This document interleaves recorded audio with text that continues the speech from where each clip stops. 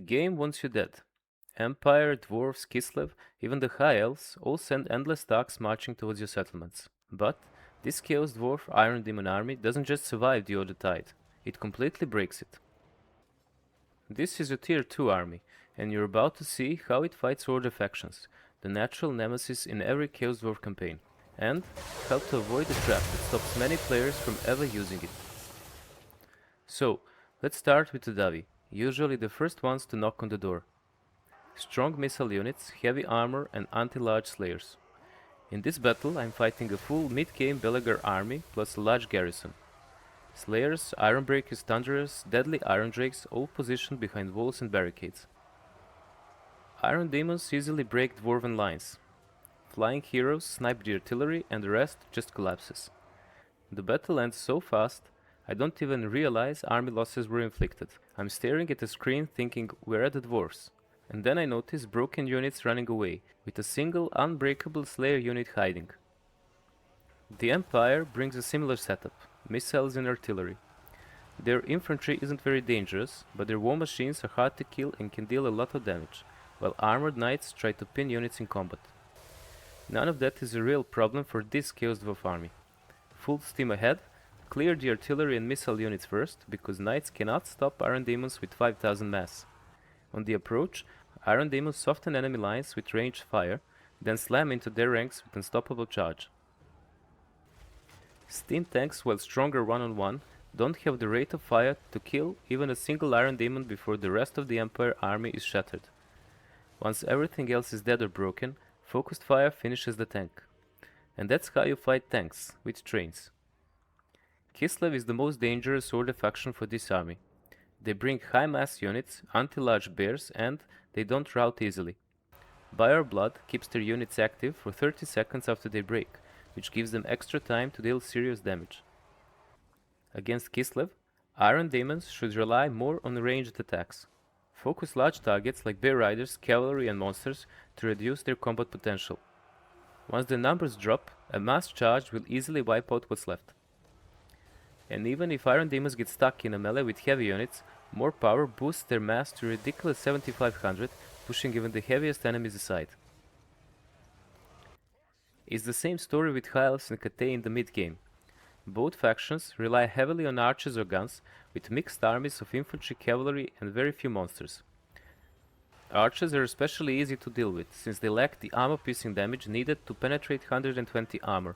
As long as you're not facing a full army of terracotta sentinels, Iron Daemons will do just fine. So you've seen it work, you know it's good, but if it's this effective, why do players rarely use it? To answer that, we need to talk about what this army actually is and when it exists in the campaign. The army itself is very simple. 18 Iron Daemons are a backbone. An Overseer to reduce upkeep, provide army buffs and harass. One Daemonsmith Sorcerer is crucial for healing the war machines. Each Sorcerer can only heal 2 units per battle, which isn't much, but it can prevent a unit from dying in a clutch situation. More than one Sorcerer is also fine. Against factions with lots of magical attacks like Chaos Demons, Lamassu can be useful. Still, the more war machines you have, the better. Keeping support units to a minimum is the most optimal setup. Iron Daemons are essentially heavy chariots with mini cannons mounted on top. On the battlefield, they play like light tanks, combining ranged fire with devastating charges and surprisingly good speed for such a heavy unit. In melee, they rely mostly on collision damage, so staying mobile and constantly charging new targets is the correct way to use them. They can stay in melee, but their damage drops significantly, and they stop shooting once engaged. Keeping them mobile is key, since they can fire while moving, as long as they are not stuck in combat. In some ways, they are similar to Empire steam tanks, but less powerful. Tanks deal more damage overall, because they keep firing in melee, but Iron Daemons are much cheaper and available at tier 2. And that timing is actually the entire point. This army can be assembled before Order Tide has a real answer. So, why Iron Daemons break Order Tide? The game is designed so natural enemies of player's faction receive bonuses. This allows them to recruit more armies faster, and since they hate you, they will declare war and attack. In a Chaos Dwarf campaign, the Order Tide usually starts around turn 30. Usually, dwarves for Cathay arrive first, which makes sense given their proximity. At this stage, their armies aren't filled with elite tier 5 units.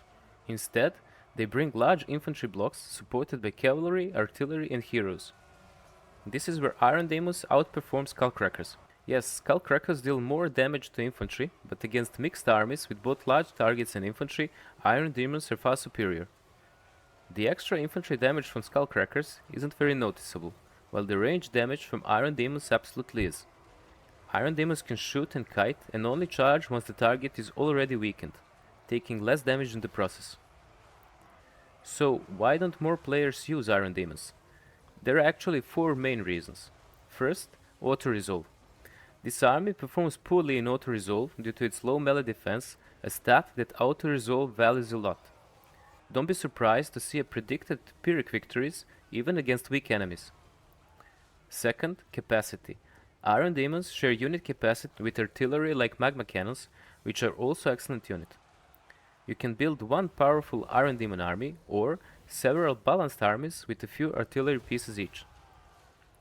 Third, Iron Daemons share upgrades with artillery, and early on you simply don't have enough armaments. Buffing 18 Iron Daemons is expensive, although they still perform well even without upgrades. And finally, in the late game enemies bring stronger single entities that can demolish these war machines in melee. On top of that, Iron Daemons occupy capacity slots needed for Dreadquake mortars, one of the strongest artillery units in the game. Unless you're swimming in armaments, skipping both is difficult. This isn't a forever army.